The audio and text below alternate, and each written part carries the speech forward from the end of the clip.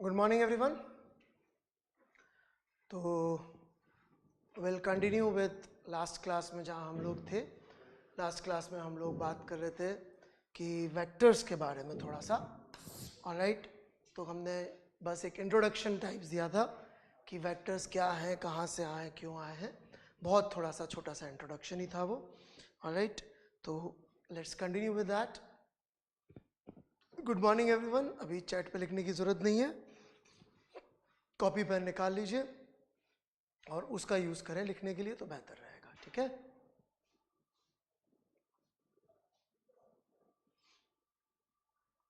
Okay. तो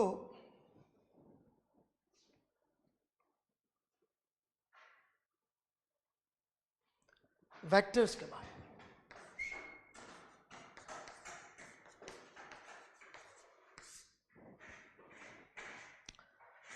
तो vectors के बारे में क्या चीज़ें हमें समझने की ज़रूरत है,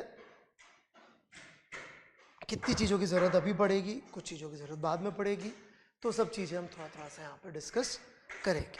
ओके, तो अभी तक हमने बस इतना सा समझा था कि कोई क्वांटिटी यदि वेक्टर है तो हम उसको लिखते हुए, उसको रिप्रेजेंट करते हुए उस पर ऐसे एक एरो का साइन लगा देते हैं। जैसे वेलोसिटी वेक्टर है तो उस पर एक एरो का साइन लग जाएगा, फोर्स वेक्टर है, एक्सेलरेशन वेक्टर, तो ऐसे एरो का साइन लग जाएगा। राइट, और जब भी हम ऐसा लगाएंगे तो हमें ये लिखना पड़ता है कि 3 मीटर पर second square towards east. Right, towards east, ऐसा हमको लिखना पड़ता है। फिर मुझसे किसी ने पूछा भी था और वो मुझे वैसे ही बताना ही था कि मान लीजिए एक क्वांटिटी है वेक्टर, लेकिन हमको उस समय उस क्वांटिटी के सिर्फ मैग्नीट्यूड में ही इंटरेस्ट है। Right, we want to talk only about magnitude. हमको कोई ऐसी जरूरत पड़ रही है कि हम कहना चाहते हैं कि जी ये फोर्स उस फोर्स से बड़ा है। राइट, नाउ प्लीज अंडरस्टैंड, बड़ी इंटरेस्टिंग बात करने जा रहा हूं मैं।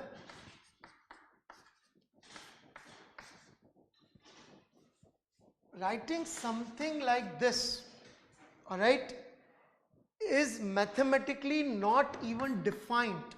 इसका मैथमेटिकली कोई मतलब तक नहीं है। यदि मैं लिखता हूं इवन व्हेन, मान लीजिए F1 is 3 newton due east, due east मतलब ईस्ट की तरफ, and F2 is 2 newton due north, तो भी मेरे लिए ये लिखना अलाउड नहीं है। I hope you understand what I am saying. Even when this is what is given to us, तब भी हमारे लिए ये लिखना अवेलेबल या अलाउड नहीं है। Alright,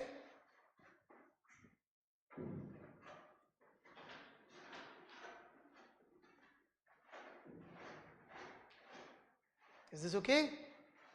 so what to do?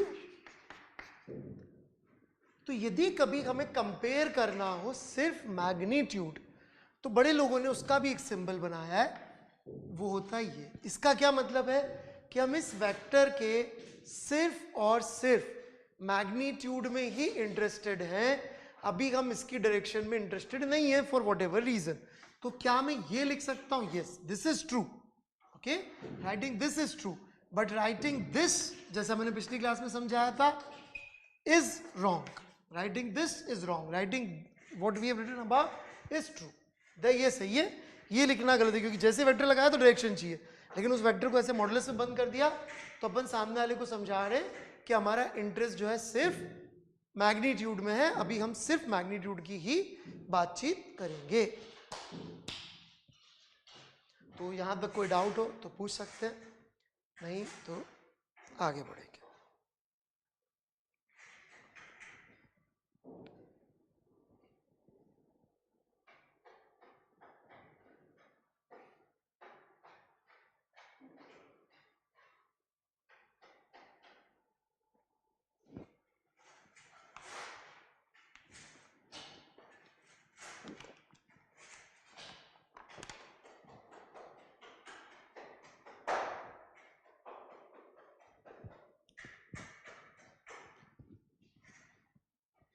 Modulus लगाने का मतलब है हमारे को सिर्फ वेक्टर के ही मैग्नीट्यूड से ही इंटरेस्ट है, डायरेक्शन की बातचीत नहीं हो रही है। ऑलराइट,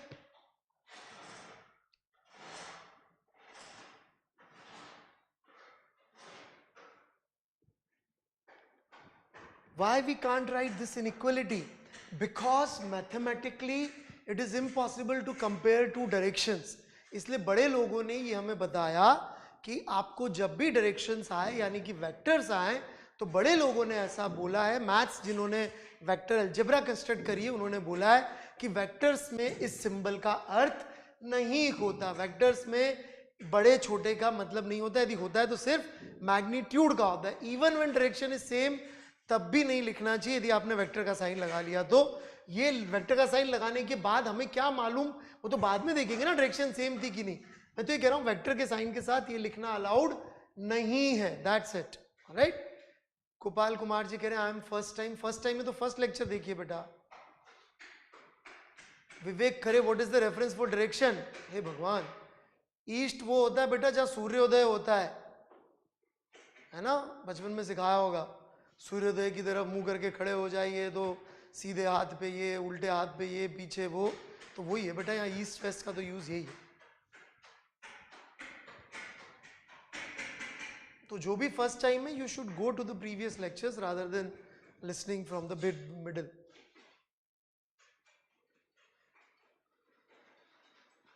यस, बिल्कुल सही, सीमा के साथ को समझ में आ गया।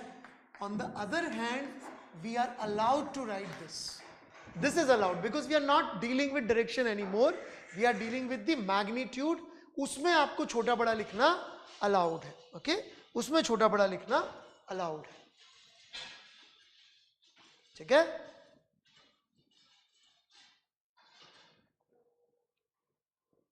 Alright.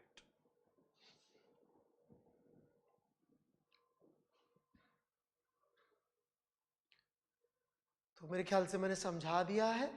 ऑलराइट, लास्टली कभी कभी इतना माथाफोड़ी कम करने के लिए, यदि वो सवाल के अंदर पहले से ही क्लियर है कि जिस क्वांटिटी से अपन वेक्टर से ही डील कर रहे हैं, तो कभी कभी हम लोग इस F1 वेक्टर लिखकर फिर मॉडुलस लगाने की जगह ऑलराइट फास्ट करने के लिए सिंपली F1 भी लिख देते हैं।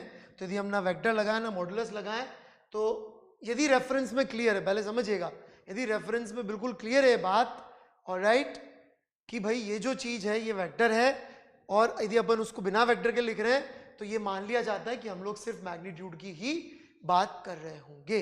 मैं फिर से बोल देता हूं, यदि रेफरेंस में बात बिल्कुल क्लियर है कि अपन जिसकी बात कर रहे हैं वो क्वांटिटी वेक्टर है, ऑलरेडी अपने कहीं पहले के डिस्कशन में आ चुका है, और फिर अपन ना वेक्टर लगाए ना मॉडुलस लगाए, तो लोग समझ लेते हैं कि सिर्फ मैग्नीट्यूड की ही बात हो रही होगी। ऑलराइट, तो जब हम डायरेक्शन की बात नहीं करते हैं तो इसका मतलब, अरे यार यहाँ एक वेक्टर का साइन रह गया था, थैंक यू। ऑलराइट, तो हम ये भी लिख सकते हैं और इक्विवेलेंटली ये भी लिख सकते हैं, दोनों बातें सेम। ऑलराइट, लेकिन ये नहीं लिख सकते, writing this is wrong, because बड़े लोगों का थॉट ये था कि डायरेक्शन का कोई ग्रेटर देन लेस देन नहीं होता। ऑलराइट, बड़े लोगों ने डिफाइन ही ऐसे किया, can we write F vector is greater than 2 newton? नहीं, ये तो नॉनसेंस हो जाएगा स्टेटमेंट। ऑलराइट, क्योंकि एक तरफ वेक्टर लिखा एक तरफ डायरेक्शन लिखा। मैं एक बार पहले भी कह चुका हूं, फिर से कह सकता हूं कि वेक्टर के साथ ये साइन मिक्स नहीं होता, वेक्टर और ये साइन कभी यूज नहीं हो पाते साथ साथ, दैट्स इट। अमित कुमार सिंह जी को वो तो पढ़ना ही नहीं जो मैं पढ़ा रहा हूँ, उनको यूनिट वेक्टर पढ़ना है। ऑलराइट, आप मेरे ख्याल से 1 महीने बाद आइएगा जब मैं यूनिट वेक्टर पढ़ा रहा हूँ, तब तक बाय बाय। ऑलराइट,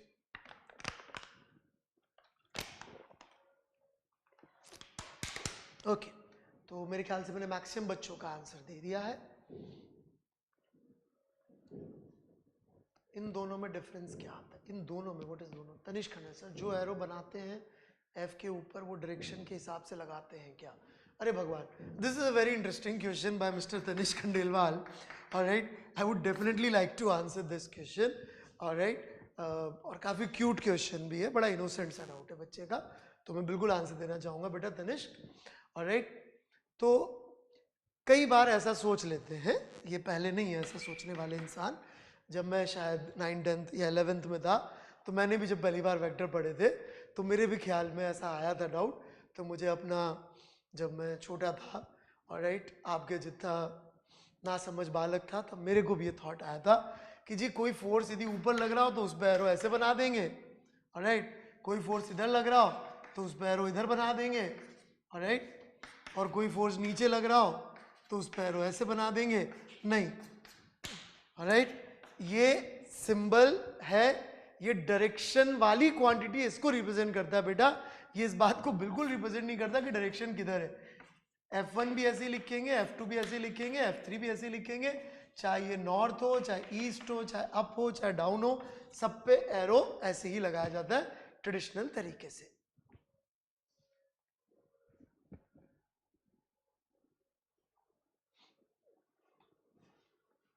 ऑलराइट, तो सबसे पहले ये चीज मैंने समझा दी है।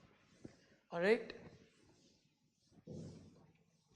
अब हम थोड़ा सा और इसी को वेक्टर अलजेब्रा सीखने की बड़ी अच्छी शुरुआत है। आप लोगों के डाउट जो आ रहे हैं वो बड़े रेलेवेंट आ रहे हैं, ऑलराइट, तो that's very nice.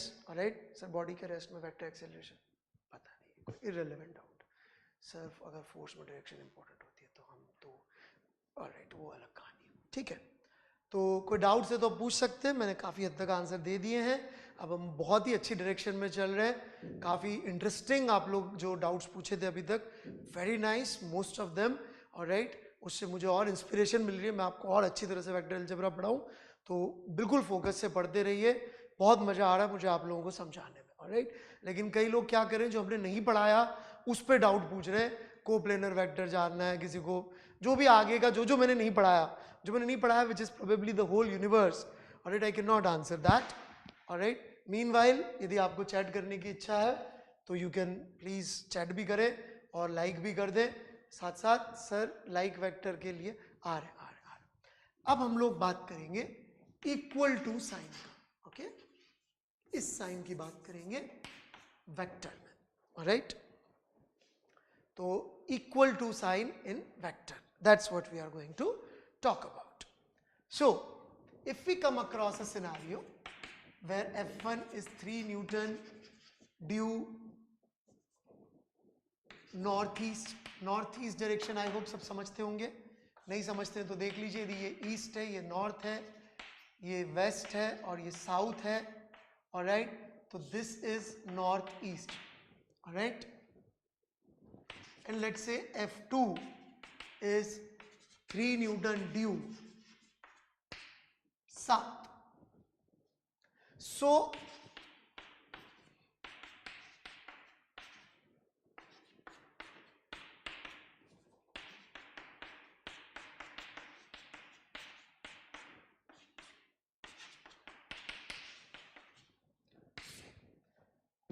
which statement is correct, which statement is wrong?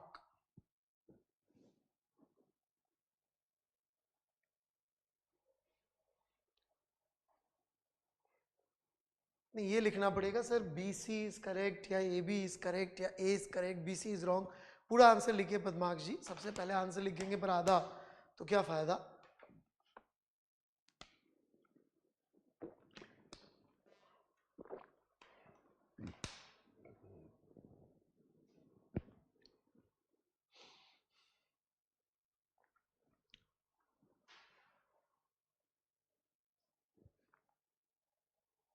अरे वाह, बहुत ही अच्छे बच्चे हैं, शाबाश,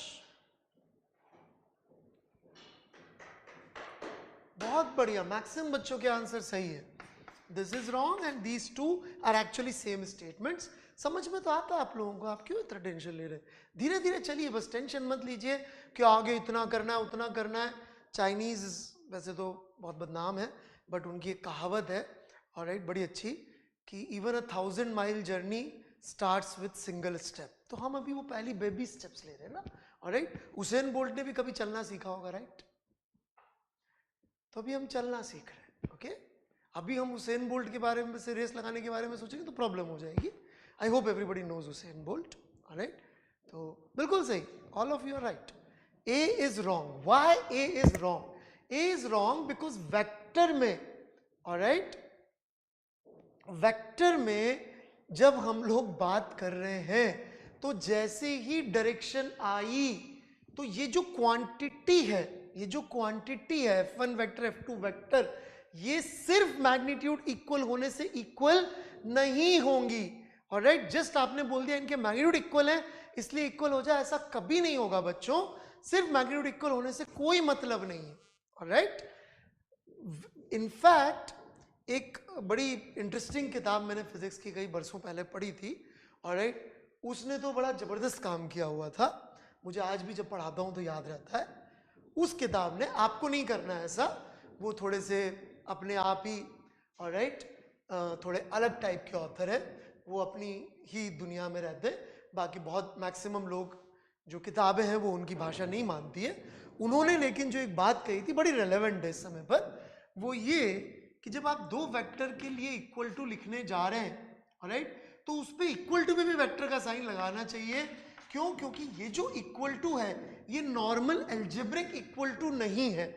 ऑलराइट, ऑलराइट, ये एक नॉर्मल एल्जेब्रिक इक्वल टू नहीं है, ये एक अलग टाइप का इक्वल टू है, ये एक वेक्टर इक्वल टू है। ऑलराइट, ये एक वेक्टर इक्वल टू है, ये एक वेक्टर अलजेब्रा का साइन है, ये नॉर्मल अलजेब्रा का साइन नहीं है, ऐसा उस पुस्तक में लिखा हुआ था।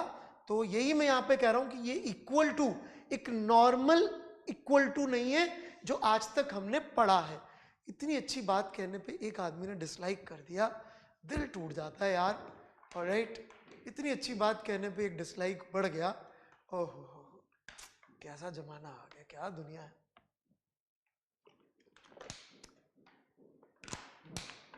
और कई लोग अभी भी बैठे हुए हैं जिन्होंने लाइक नहीं किए हैं। ऑलराइट, कम से कम 5 दोस्तों के साथ शेयर भी करिए कि उनको भी थोड़ी फिजिक्स में इंटरेस्ट आए, उनको भी सही फिजिक्स सीखने को मिले।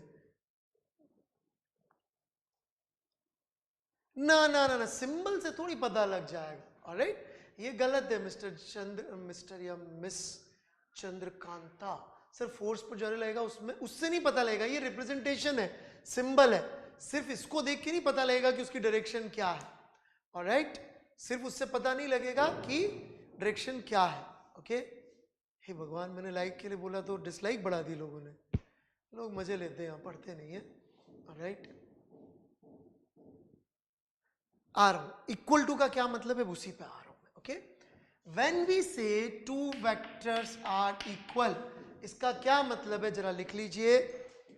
To vectors are said to be equal, alright, two vectors are said to be equal when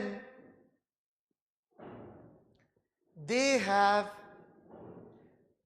same magnitude, when they have same magnitude and same direction.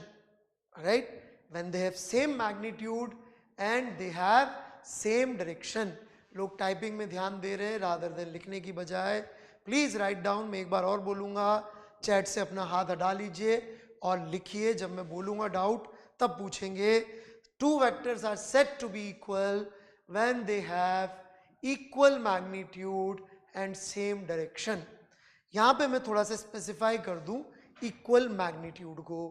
Equal magnitude को लेकर मेरे खुद के टीचर, ऑलराइट, जिन्होंने पूरा कोटा का कोचिंग सिस्टम बनाया है, ऑलराइट, रिस्पेक्टेड वी के बंसल सर, ऑलराइट, वो मैथ्स के टीचर थे, मैं उनके यहाँ फिजिक्स भी पढ़ाता था उनके इंस्टीट्यूट में, कई सालों तक मैंने वहाँ फिजिक्स पढ़ाई है और मैं वहाँ पे finally HOD head of department of physics भी बन गया था। तो वहाँ पर जब मैं पढ़ाता था तो वो मैथ्स के टीचर, तो मैथ्स में मैग्नीट्यूड का मतलब होता है सिर्फ नंबर। तो उनसे कभी थोड़ी सी मेरी, एक बार ऐसे तो टीचर थे, बॉस थे, बट इंटेलेक्चुअली वो काफ़ी फ्रीडम देते थे बात करने को, तो उनसे थोड़ी सी मेरी बहस सी हो गई थी। उन्होंने कहा कि दो वेक्टर तब इक्वल होते हैं जब मैग्नीट्यूड सेम हो, डायरेक्शन सेम हो और उनकी यूनिट्स भी सेम हो, मतलब वो सेम फिजिकल क्वांटिटी को रिप्रेजेंट करें। ऑलराइट, मैंने बोला नो सर, ऐसा नहीं होता। जब हम फिजिक्स में मैग्नीट्यूड बोलते हैं तो वो नंबर नहीं होता। ये बहुत काम की बात है, ध्यान से सुनिएगा। फिजिक्स में मैग्नीट्यूड का मतलब सिर्फ नंबर नहीं होता। यदि आप मुझसे पूछे इसकी वेलोसिटी कितनी है, ऑलराइट, और मैं बोल दूं 4, इसका कोई अर्थ नहीं है बच्चों, इसका कतई कोई धेला अर्थ नहीं है इस बात का। यदि मैं ये बोलूं 4 का फिजिक्स में कोई अर्थ नहीं है। फिजिक्स में obviously we talk only about physical quantity. और आपको याद होगा मैंने फेनमैन का लेक्चर सुनाया था, तो उसमें रिचर्ड फेनमैन क्या कह रहे थे, mathematicians don't need to know what they are talking about, और probably they don't even know what they are talking about. Alright, so जब हम लोग मैथमेटिक्स में बात करते हैं तो नंबर बहुत होता है, फिजिक्स में 4 का कोई मीनिंग नहीं है। यू हैव टू स्पेसिफाई 4 क्या, ऑलराइट। तो जब हम फिजिक्स में मैग्नीट्यूड बोलते हैं, कि जैसे कि हमने बोला F1 का मैग्नीट्यूड, सो F1 का मैग्नीट्यूड यदि मैंने उठा के लिख दिया 3, रॉन्ग, F1 का मैग्नीट्यूड 3 लिखना भी गलत है। आई कैन राइट F1 का magnitude equal to 3 newton, even writing this is wrong. In physics we do not talk about quantities without कि वो क्या नंबर से बात नहीं होती, कौन सी क्वांटिटी है वो भी हमें समझना पड़ेगा। विद यूनिट ही बात होती है। तो pretty soon we will have a chapter dedicated just to units and dimension, वो भी आएगा। लेकिन फिलहाल जितनी आपको यूनिट्स पता है 10वीं तक, मैं उनका थोड़ा सा यूज कर रहा हूं। अब यदि आपके डाउट्स हो रेलेवेंट जो मैंने पढ़ाया है, उसके बेसिस पे तो मैं जरूर आंसर करूंगा। आगे की फिजिक्स के हिसाब से पूछेंगे तो मैं जवाब नहीं दे पाऊंगा, थोड़ी हमारी लिमिटेशन है, जो पढ़ाया है उसी पे मैं जवाब दे पाऊंगा। राइट, तो डाउट से तो पूछ सकते हैं, नहीं तो अब हम वेक्टर में थोड़ा और डीप जाने की कोशिश करेंगे।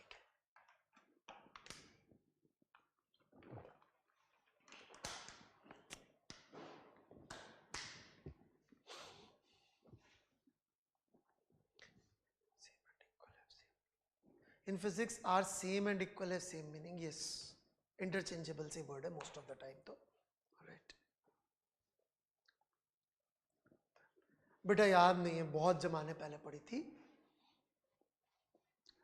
बंसल सर का स्टेटमेंट यहाँ गलत हो गया बेटा कि वो मैथमेटिक्स का इंटरप्रिटेशन फिजिक्स पे लगा रहे थे, ऑलराइट। मैथमेटिक्स का इंटरप्रिटेशन कई बार फिजिक्स पे नहीं लगता, ऑलराइट, क्योंकि फिजिक्स थॉट है और मैथ्स उसकी लैंग्वेज है। तो ऑब्वियसली थॉट लैंग्वेज ऊपर कौन,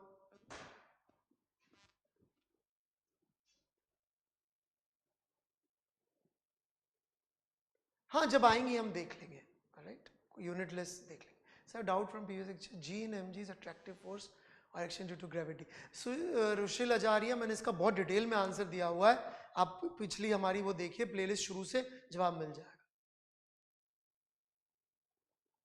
Yes, I've dedicated because he is my teacher. Whatever I've learned in my life, all right, I've learned from him about teaching and about मतलब IT में selection भी उनकी वजह से हुआ था और टीचिंग भी उनसे सीखी कैसे पढ़ाना चाहिए। बस ने तो सही तो कहा था कि magnitude with specific physical quantity, नहीं उन्होंने कहा था अरे यार विद यूनिट्स बोलना जरूरी है। मैंने बोला यूनिट बोलना जरूरी नहीं होता फिजिक्स में, मतलब फिजिक्स में मैग्नीट्यूड का मतलब बिना नंबर, सिर्फ नंबर से नहीं होता, राइट।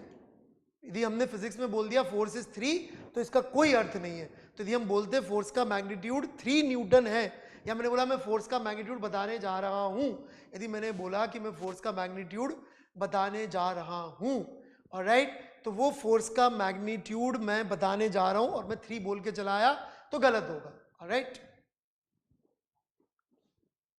मेरे बारे में डिस्कशन ना करें तो बेहतर रहेगा, ऑलराइट। अपन किसी अच्छे से दिन एक वेबिनार रख लेंगे जहां पे आप मेरे बारे में बातचीत कर सकते हैं और अपन डिस्कस कर लेंगे, ऑलराइट।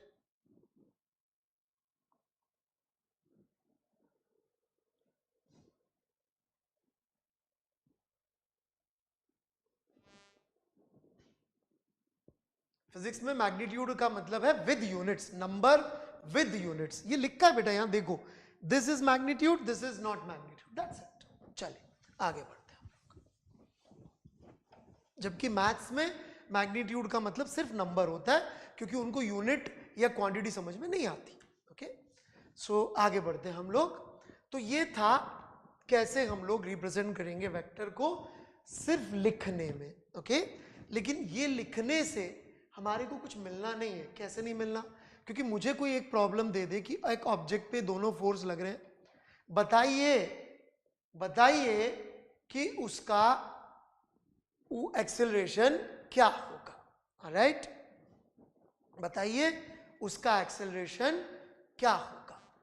यदि किसी ने हमें सवाल दे दिया कि एक ऑब्जेक्ट पे दोनों फोर्स लग रहे हैं, बताइए उसका एक्सेलरेशन क्या होगा, तो डाउट इस सवाल का उत्तर देने के लिए अभी तक हमारे पास में ऑलराइट पूरी तैयारी नहीं है।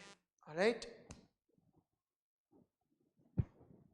बार बार मुझसे पूछ रहे हैं बच्चे, मैं एक बार फिर से आंसर देता हूं कि जो डायरेक्शन है वो इक्वल हो गई और मैग्नीट्यूड डिफरेंट हो गए या कुछ हो गए तो क्या अपन कंपेयर कर सकते हैं? मैंने एक बार बोल दिया, अब मैं बार बार नहीं बोलूंगा। वेक्टर्स के अंदर हमको ये सिंबल यूज करना अलाउड नहीं है। दैट्स इट, लिख लीजिए, लेस देन इक्वल टू का सिंबल वेक्टर्स में यूज नहीं होता। खत्म हो गई बात। सो इनको हम कैसे डील करेंगे? तो उसके लिए अब हम लोग समझने जा रहे हैं वेक्टर की नोटेशन, कि कागज पे हम लोग वेक्टर कैसे बनाते हैं। ऑलराइट, तो कागज पे वेक्टर बनाने का जुगाड़ है, तरीका है कि हम लोग एक ऐसे एरो बनाएंगे। ऑलराइट, ये एरो में दो चीजें हैं ध्यान देने लायक। हम कैसे एरो बना सकते हैं कागज पे? अलग दिशा में बना सकते हो, अलग लेंथ के बना सकते हैं। मेरी बात ध्यान से सुनिएगा, अलग दिशा में बना सकते हैं और अलग अलग लेंथ के एरो हमको कागज पे बनाना पॉसिबल है। राइट, अलग अलग लेंथ के और अलग अलग डायरेक्शन में। मतलब कि इसके पास में ऑलराइट डायरेक्शन रिप्रेजेंट करने का भी जुगाड़ है और मैग्नीट्यूड करने का भी जुगाड़ है।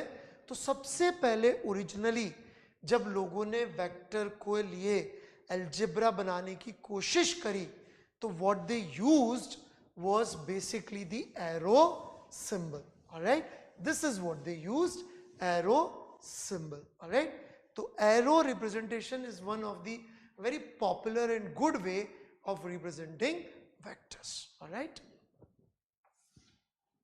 तो उसके लिए सबसे पहले हमें रेफरेंस डायरेक्शन बनानी पड़ती है। रेफरेंस डायरेक्शंस मतलब कि जो अपन एक्सिस बनाते थे, 9th 10th में सीखा होगा एक्सिस बनाना, तो ऐसे एक्सिस बनानी पड़ती है। Okay, x axis, y axis. Alright, यहां पर मैं एक छोटी सी बात समझाना चाहूंगा। ऑलराइट, जिसकी वजह से कई बार बच्चे जो है गड़बड़ कर देते, मैं यहां जाऊं उसके पहले। बहुत छोटी सी बात है लेकिन लोग सोचते नहीं है। देखिए बच्चों, ये दुनिया जो हमारे आसपास दिखती है, इसमें ऐसा आप बोलते हैं और आप भी समझते होंगे कि 3 डायमेंशंस हैं। 3 डायमेंशंस हैं, मतलब 3 इंडिपेंडेंट डायरेक्शंस हैं, एक्स, वाई और एक जेड। ऑलराइट, एक्स, वाई और जेड। हम किसी भी ऑब्जेक्ट की बात करें, जैसे कि ये, ऑलराइट, या तो गंदा सा है, ये ले लेते हैं, ये डस्टर की बात करें हम लोग। ऑलराइट, तो इसमें 3 डायमेंशंस होंगी। इसकी हाइट होती है, ऑलराइट, इसकी विड्थ होती है और इसकी डेप्थ होती है। ओके, इस तरह से 3 डायमेंशन दुनिया में होती है। ओके, लेकिन अनफॉर्चुनेटली जो बोर्ड हमारे पास अवेलेबल है होते हैं, जो कागज हमारे पास अवेलेबल होते हैं, ऑलराइट, वो सब 2 डायमेंशन के ही होते हैं।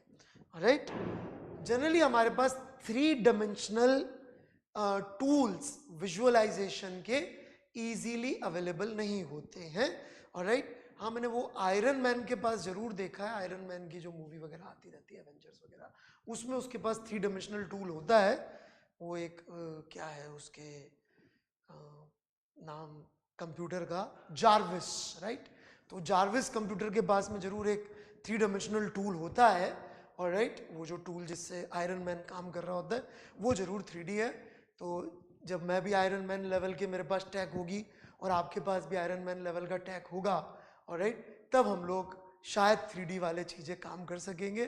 Till then we have only 2D paper and 2D board. Right, तो यहां पर प्रॉब्लम क्या आ जाती है कि हमारे को इस 3 डायमेंशन की दुनिया में से बोर्ड पे अथवा कागज पे दो ही डायमेंशन चूज करके बनानी पड़ती है. Alright, we can not make 3 dimensions on paper.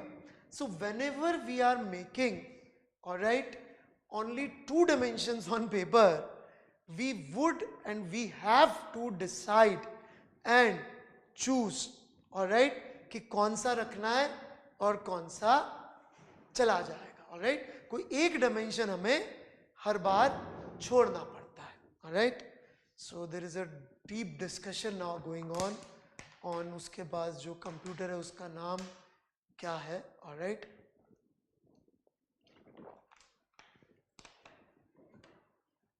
जैसे ही हम पढ़ाई के अलावा जो जिस पॉइंट पे मैं पढ़ा रहा हूँ उसके अलावा कहीं और चले जाते हैं तो फिर चीजें बिल्कुल चेंज हो जाती है.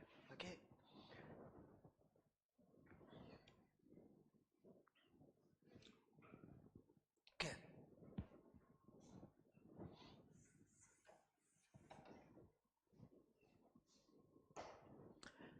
तो जब हमने ये बनाया तो हमने कहीं ना कहीं डिसाइड किया है कि एक डायमेंशन अपन ने गायब कर दी है. समझिएगा मेरी बात. जैसे कि यदि मैंने ये हॉरिजॉन्टल प्लेन को रिप्रेजेंट करने के लिए बनाया है, this is my horizontal plane, right, this is my horizontal plane. जब मैंने ये डिसाइड किया कि मैं हॉरिजॉन्टल प्लेन यहां बनाने जा रहा हूं तो मैंने ये भी डिसाइड किया है कि अप और डाउन वाली डायरेक्शन यहां पर अवेलेबल नहीं है. ओके, कौन सी डायरेक्शन अवेलेबल नहीं है? जैसे ही मैंने बोला मैं हॉरिजॉन्टल बना रहा हूं, अप और डाउन वाली डायरेक्शन इस चित्र में अवेलेबल नहीं होगी. आई होप आपको मेरी बात समझ में आ रही होगी. ऑलराइट, एज इन यदि मैंने यहां पे चित्र में लिख दिया नॉर्थ, ईस्ट, साउथ, वेस्ट, तो कई लोग ऐसा समझ लेते हैं कि नॉर्थ का मतलब अप है. अप नहीं है, अप वाली डायमेंशन तो इसमें बनाई ही नहीं है. ये हॉरिजॉन्टल प्लेन में ही नॉर्थ होता है. Alright, I hope everybody agrees and understands this very important point कि जब मैंने ये बोला कि मैंने ये लिखा नॉर्थ, साउथ, ईस्ट, वेस्ट, इस तरह से यदि मैंने लिख दिया है तो इसका मतलब इसमें अप डाउन डायरेक्शन अवेलेबल नहीं है. Alright, there is no up down direction available. Board vertical है. इस समय यदि आप कॉपी में लिख रहे होंगे, आप होपफुली इस समय कॉपी में लिख रहे होंगे और ये चित्र आपने अपनी कॉपी में बनाया होगा जो सही प्लेन में रखी हुई है, जो हॉरिजॉन्टल प्लेन में ही रखी हुई है, तो उसका जो नॉर्थ, ईस्ट, साउथ, वेस्ट है वो फिर भी सही हो सकता है डिपेंडिंग ऑन आपने जो नॉर्थ बनाया है वो नॉर्थ की तरफ ही डायरेक्टेड है. तो ऑलराइट, यदि वो नॉर्थ की डायरेक्टेड है तो फिर भी सही हो सकता है. पर ये बोर्ड वाला north, south, east, west actual north नहीं है. This is not the north direction right now. Even on horizontal plane में बना रहा हूं तो ऐसा नहीं मेरे को नॉर्थ बनाना है तो पहले नॉर्थ ढूंढ के या सूरज किधर उगा था वो देखकर ईस्ट बना के बैठना पड़ेगा. आई hope you understand this very very important point. जैसे कि ये बनाते ही सबको समझ में आ जाना चाहिए कि we are talking in a horizontal plane. This is a horizontal plane. Alright, कितने लोगों को हॉरिजॉन्टल वर्ड का मीनिंग मालूम है? Let's see if you can tell me what is horizontal plane. बिल्कुल सही है, रेवती सिंह जी ने बड़ी अच्छी बात लिखी. In railway station go head symbol is made like this. उसमें ऊपर बना होता है. अब वो ट्रेन ऊपर थोड़ी उड़ जाएगी. वाह, क्या बात कही रेवती सिंह, मजा आ गया, शाबाश, बहुत अच्छी बात कि रेलवे ट्रैक पे दी एरो का साइन ऊपर बना हुआ है तो इसका मतलब अपन को ऊपर थोड़ी चले जाना है, वहां से ट्रेन ऊपर थोड़ी उड़ जाएगी. राइट, हॉरिजॉन्टल का मतलब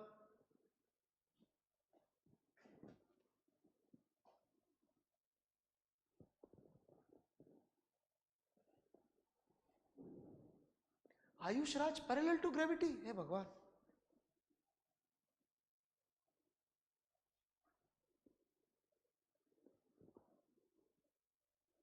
पद्माक्ष एक ही बार आंसर लिखे, मैंने पढ़ लिया आपका, बार बार ना लिखे, स्पैम नहीं करें. Horizontal means perpendicular direction gravity. कई बच्चों ने सही सीखा हुआ है. ऑलराइट, कई बच्चों ने गलत सीखा हुआ है. वो बोल रहे perpendicular to y axis. Alright, बिल्कुल गलत. हॉरिजॉन्टल का मतलब होता है perpendicular plane perpendicular to gravity. Plane perpendicular to gravity.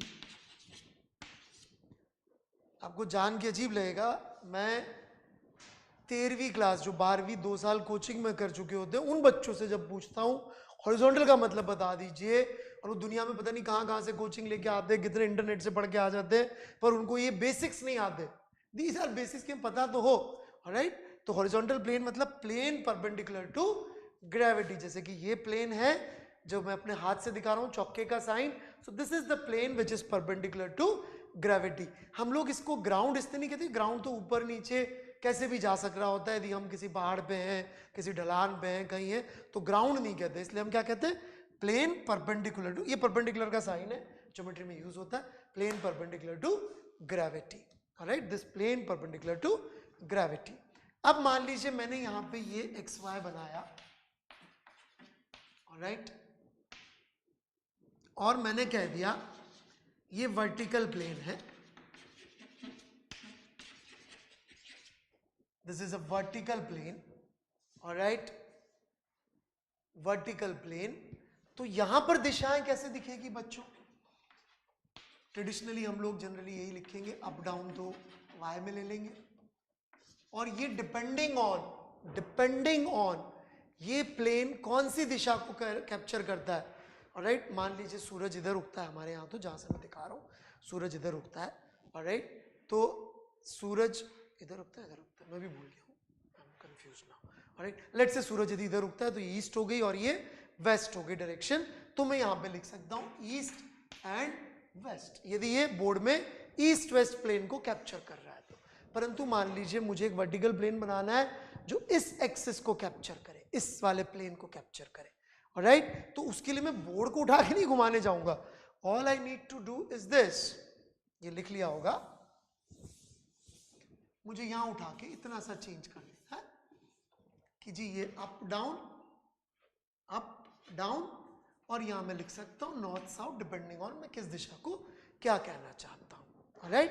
तो ये दोनों ही वर्टिकल प्लेन है आप, लेकिन इसमें नॉर्थ साउथ कैप्चर हो रहा है, इसमें नॉर्थ ईस्ट और वेस्ट कैप्चर हो रहा है। और हॉरिजॉन्टल प्लेन बनाऊंगा मैं, जैसे पहले बनाया था, हॉरिजॉन्टल प्लेन बनाऊंगा एक्स वाई, तो ये नॉर्थ ईस्ट वेस्ट कैप्चर कर लेगा, नॉर्थ साउथ कैप्चर कर लेगा, लेकिन अप डाउन कैप्चर नहीं कर पाएगा। ये ईस्ट वेस्ट कैप्चर नहीं कर पा रहा, ये नॉर्थ साउथ कैप्चर नहीं कर पा रहा, ऑलराइट। तो आई होप आपको तकलीफ समझ में आई होगी। डाउट आप लिखना शुरू भी कर सकते हैं पूछना हो तो, नहीं तो मैं रिपीट कर देता हूं। एसेंशियली बात क्या है कि आयरन मैन के सिवाय किसी और के पास में जो है राइट नाउ टेक्नोलॉजी में 3D बोर्ड अवेलेबल नहीं है, तो बिकॉज ऑफ 2D बोर्ड हमको एक डायमेंशन हर बार छोड़नी पड़ती है। इस चित्र में नॉर्थ साउथ छूट गया, इस चित्र में ईस्ट वेस्ट छूट गया, इस चित्र में अप डाउन छूट गया बनाने से, क्योंकि हमारे पास दो ही दिशाएं वो होंगी बनाने को तीन में से, ऑलराइट। तो ये इतनी सी बात है, कोई डाउट हो तो पूछ सकते हैं। जो बच्चा रिपीट लिखे उसकी बजाय वहां पे स्क्रॉल बार होता है बेटा यूट्यूब में, उसको पीछे ले जाओ और दोबारा सुन लो। परपेंडिकुलर कैसे, सवाल तो पूरा पूछे, alright. Horizontal plane perpendicular to gravity कैसे, ये उसकी डेफिनेशन है। हॉरिजॉन्टल का अर्थ ये है कि वो प्लेन जो ग्रेविटी के परपेंडिकुलर, जैसे ये ग्रेविटी तो इसके परपेंडिकुलर जो प्लेन हो उसको हम लोग हॉरिजॉन्टल प्लेन कहते हैं। बिल्कुल सही बात थी तनिष्क खंडेलवाल, मतलब it's an imaginary thing.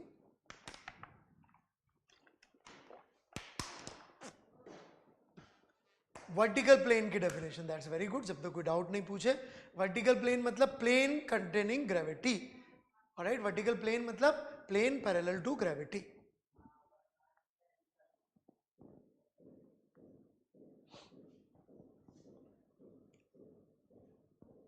Yes, Kaustubh Swagger, why not? Every direction is available for vectors, alright? Her direction available होगी, तो वेक्टर का फायदा ही क्या कि यदि उसके अंदर हर चीज का कंटेन ना हो तो, ऑलराइट। वेक्टर का मजा ही तब है जब उसमें हर चीज कंटेंट हो, ऑलराइट।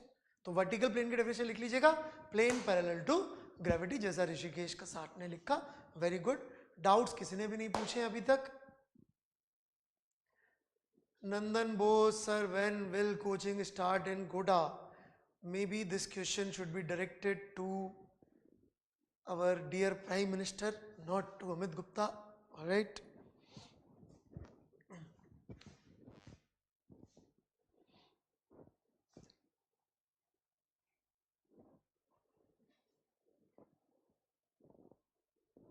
चलिए फिर हम आगे बढ़ते हैं, कोई डाउट्स नहीं आया अभी तक। तो ये चित्र सबने बना लिए होंगे कॉपी में, और ये समझ में आ गया होगा कि हम दो ही दिशाएं बना पाते हैं। Sir incline plane effective gravity तो फील होगी वो, चलिए ओके। कुछ भी लिख रहा है बच्चा, बेटा किसी इंक्लाइन पे जाए खड़े होकर देखना, सीधी गिरती है चीजें, प्लेन परपेंडिकुलर नहीं गिरती है। इनफैक्ट आपने, मुझे लगता ही नहीं है एफबीडी वाला ट्राई किया, यदि आपने एफबीडी वाला डीपीपी ट्राई किया होता तो उसमें एमजी हमने इंक्लाइन पे ऐसा ही बनाया था, ऑलराइट, ऐसा नहीं बनाया था एमजी। सो आपने पढ़ाई थोड़ी सी कम करी है अनफॉर्चुनेटली रुद्र ठाकुर जी, ऑलराइट।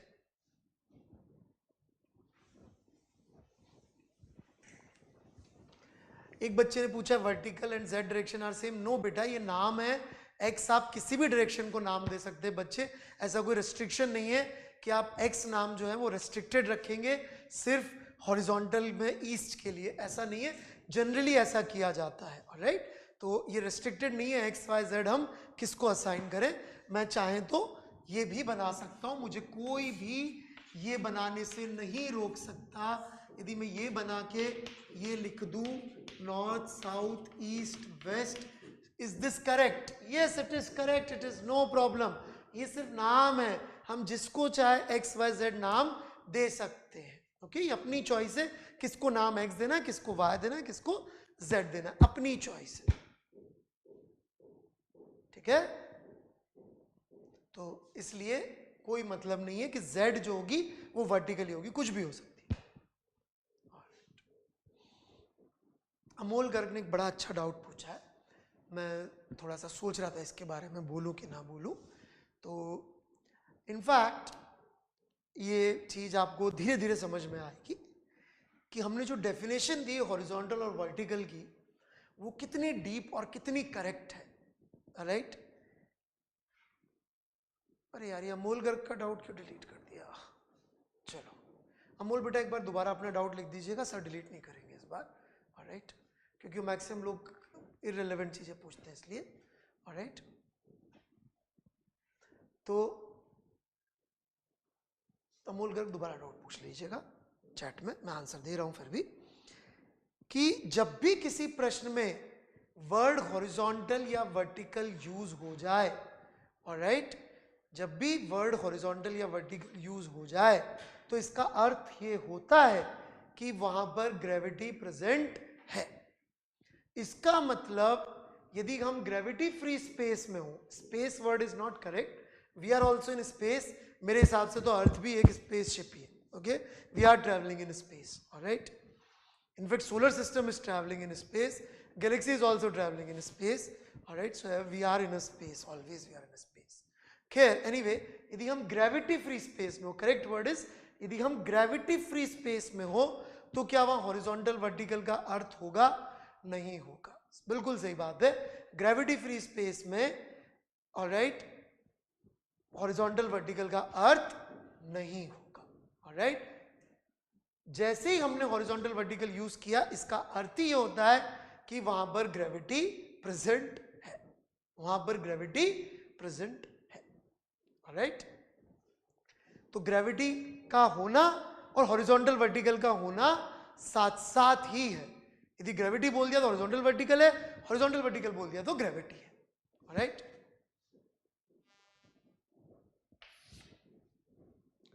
चलिए आगे बढ़ेंगे हम लोग। तो ये डायग्राम भी क्लियर होगा सबको?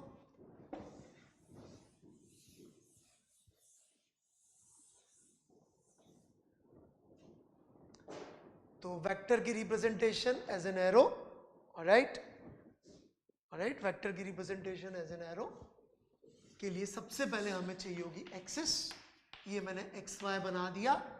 अब डिपेंडिंग ऑन अपन कौन सा टू डायमेंशनल वेक्टर बना रहे, ऑलराइट, कौन सी टू डायमेंशनल वेक्टर बना रहे, यहां पे भी देखिएगा एक बड़ी इंपॉर्टेंट बात बोल दी है मैंने, कौन सा टू डायमेंशनल वेक्टर बना रहे, मतलब कि जो 3D वेक्टर्स होंगे उसके लिए तो हमारी ये रिप्रेजेंटेशन काम की नहीं होगी, ऑलराइट, ये 3D रिप्रेजेंटेशन तो हमारे काम की, ये रिप्रेजेंटेशन काम की नहीं होगी, ये सिर्फ 2D वेक्टर के लिए ही काम आएगी, ओके।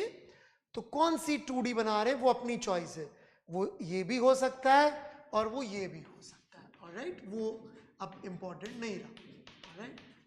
जनरली हम लोग हॉरिजॉन्टल प्लेन की बात करते हैं, तो लेट्स से हॉरिजॉन्टल प्लेन में हमको बनाना है एक वेक्टर, मैं यहाँ लिख देता हूँ, इनफैक्ट दो वेक्टर बनाएंगे कंपैरिजन के लिए, 2 Newton 30 degree east of north, और एक दूसरा वेक्टर हम बनाएंगे 4 Newton 45 degree east of south.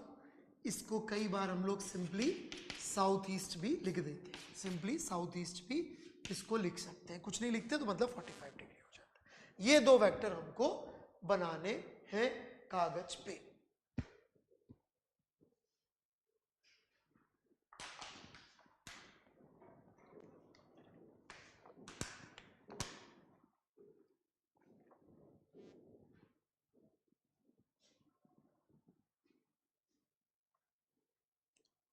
Right, तो देखिए कैसे बनेगा। ये 2 न्यूटन का बनना है, ये 4 न्यूटन का बनना है, तो एरो बनाएंगे। एरो की दिशा रिप्रेजेंट करेगी डायरेक्शन एंड एरो की लेंथ रिप्रेजेंट करेगी मैग्नीट्यूड, ऑलराइट। एरो की लेंथ रिप्रेजेंट करेगी मैग्नीट्यूड और उसका जो हेड होगा, एरो हेड, वो रिप्रेजेंट करेगा डायरेक्शन। तो हमने एक स्केल मान लिया कि भाई हम 1 न्यूटन कितना बड़ा बनाएंगे, ऑलराइट। अब ये कह रहा है सबसे पहले तो 30 डिग्री ईस्ट, 30 डिग्री ईस्ट, लेकिन कहाँ से, नॉर्थ से, मतलब 30 डिग्री ईस्ट ऑफ नॉर्थ, मतलब नॉर्थ से। इसका अर्थ क्या हुआ, ईस्ट ऑफ नॉर्थ का मतलब 30 डिग्री ईस्ट जाना है, लेकिन कहाँ से जाना है, नॉर्थ से जाना है। इसका मतलब है 30 डिग्री ईस्ट ऑफ नॉर्थ का मतलब 30 डिग्री ईस्ट जाना है, कहाँ से जाना है, नॉर्थ से जाना है। तो नॉर्थ से 30 डिग्री ईस्ट हम गए और हमने यहां पे लिख दिया F1 वेक्टर। क्या लिख दिया हमने, F1 वेक्टर। तो इससे सबको समझ में आ गया, ऑलराइट। तो हमको यहां पे समझ में आ गया कि ये F1 वेक्टर है, alright. 30 degree north of east, ये हमें यहां पे समझ में आ गया कि भाई ये अपना F1 वेक्टर है। अब मुझे यदि 4 न्यूटन का बनाना है, 45 डिग्री ईस्ट ऑफ साउथ। अब आप देखेंगे ईस्ट ऑफ साउथ, ये साउथ दिशा है अपनी, ऑलराइट।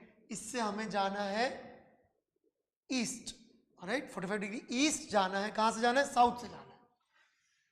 तो इसीलिए इसको कह देते हैं साउथ ईस्ट, क्योंकि आप चाहे ईस्ट से साउथ जाते तो भी यही एंगल आता और इधर से जाते तो भी एंगल आता, इसलिए साउथ ईस्ट लिख के काम चल जाता है।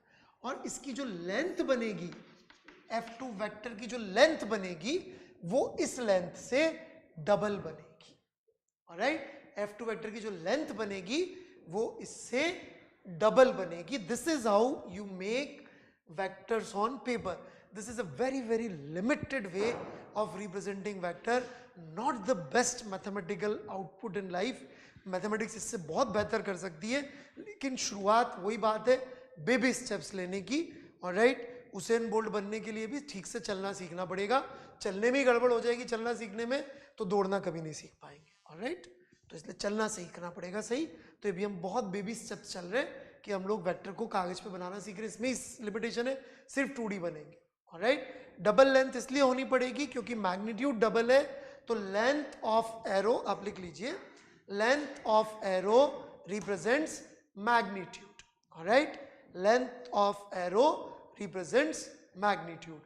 तो इसका क्या अर्थ हुआ कि यदि मैंने ये एरो बनाया है, ऑलराइट, लेट्स से 8 यूनिट का, ऑलराइट, तो ये वाला एरो मैंने जरूर 4 यूनिट का बनाया होगा। मैं जानबूझ के यहाँ 2 है फिर भी 4 यूनिट, क्योंकि मेरे को 2 के लिए 4 यूनिट बनाना अलाउड है, राइट।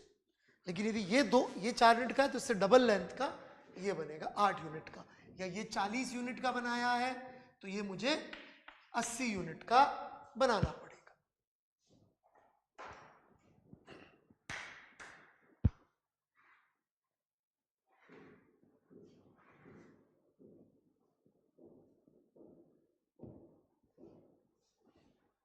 राइट, ये नोशन है, ये वेक्टर बनाने का, वेक्टर को एरोस के द्वारा रिप्रेजेंट करने का स्टैंडर्ड तरीका है दुनिया में। ओके,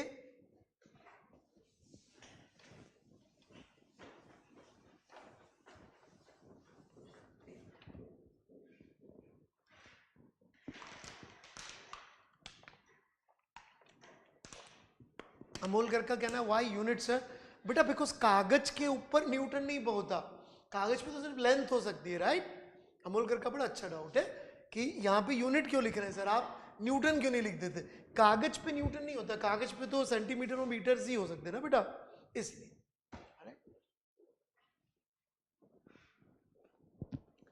तो अमोलकर के डाउट का जवाब ये है कि यहाँ पे लेंथ की यूनिट में बनाएंगे। भाई ये थोड़ी कह सकता हूं मैं कि 4 न्यूटन लेंथ का एरो खींच दो, नहीं, उसका कोई अर्थ नहीं है। ओके, ऐसे। तो this is how you make vectors on paper.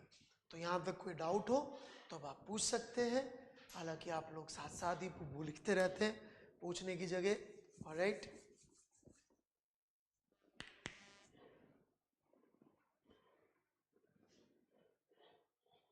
दोबारा बता दो की जगह स्क्रॉल करके पीछे चले जाइए।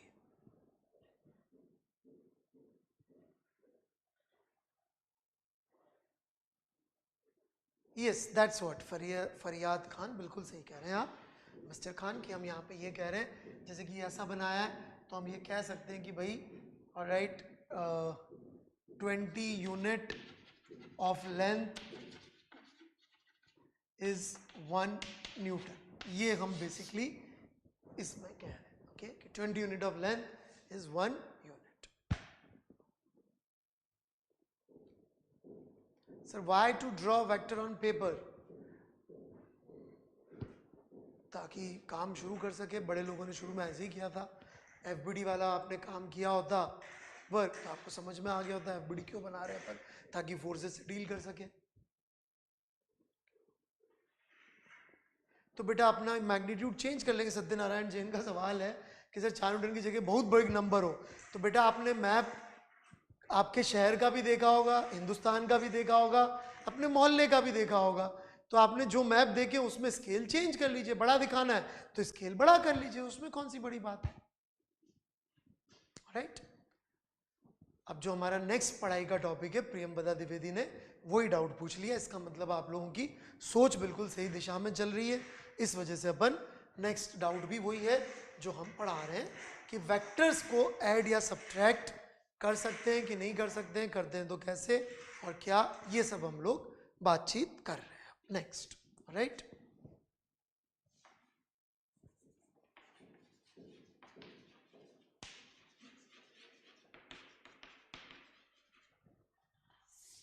Representation of vector first level is done. अब हम नेक्स्ट लेवल पे जा रहे हैं ऑफ लर्निंग हाउ टू, मतलब of learning of vectors, that is by learning vector addition, right. कुछ लोग यहाँ पढ़ाने भी आए हुए हैं जो जवाब दे देते हैं खुद ही से, राइट।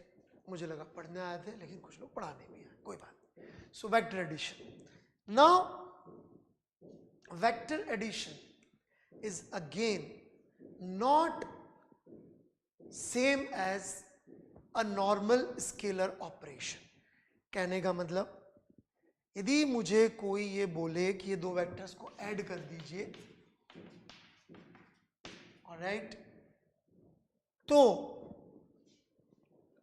बताइए एक नया रिजल्टेंट वेक्टर जो आया, एक रिजल्टेंट वेक्टर कह देता हूं मैं, इस रिजल्टेंट वेक्टर का मैग्नीट्यूड क्या होगा, ऑलराइट, इस रिजल्टेंट वेक्टर का मैग्नीट्यूड क्या होगा। तो please understand the answer is not 6 Newton, alright, क्योंकि आपने बोला सर देखो ये 2 ये 4, मैंने जोड़ दिया। इनफैक्ट उसी किताब में जब वो वेक्टर लिख रहा था ऑथर, तो उसने ये यहाँ पे एरो का साइन यूज नहीं किया था, उसने यहाँ पे भी एरो का साइन यूज कर रखा था, क्योंकि वो ये समझाना चाह रहा था स्टूडेंट्स को कि बच्चों ये operation is not a normal scalar operation, alright. Having said that, let's see आप लोग कितना ध्यान दे रहे हैं। ओके जो ऊपर लिखा हुआ है that is essentially F1 vector plus F2 vector का मॉडुलस। FR वेक्टर यदि इनके बराबर है तो मैं यहाँ रिप्लेस कर देता हूँ, alright, is not equal to 6 newton. ऐसा ही लिखा है अपन ने एसेंशियली, FR वेक्टर को रिप्लेस कर दिया। Can we find out this? What would be this? And how this is different here? ये सेम है कि डिफरेंट है? What is the difference here?